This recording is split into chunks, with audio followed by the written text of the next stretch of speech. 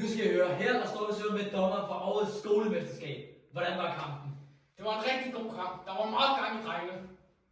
Okay, hvad var resultatet i den her kamp? Kampen den blev 3-2 til Hellebækskolen. Hvordan spillede drengene? Var der nogen, som spillede ekstraordinært, godt eller dårligt?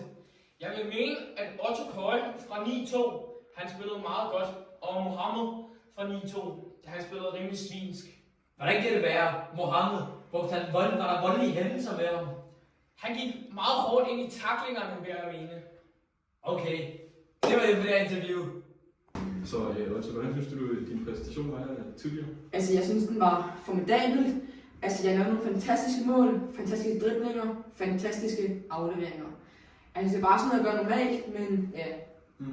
Hvor mange mål nåede du score? Jeg tror, det var 3 stykker. 3 stykker? Jeps. Hvordan synes du resten af holdet spillede? Ja, men altså, nu har vi ham i meget på vores hold. Jeg synes, han spillede rimelig ringe. Altså, det var nogle virkelig dårlige taklinger for den, hvad skal man kalde ham? Altså, jeg har ikke nogen ord for det. Du har ikke nogen ord for det? Nej. Hvordan synes du, dommeren var? Men han var sgu meget fin. Altså, han dømte det krævede. Og det var det, jeg havde at sige. Jeg har egentlig ikke mere lyst til at udtale mig mere om det. Men ja. Hvordan synes du, det er, var at spille imod? Hvem var hvad? Hvordan ser du det,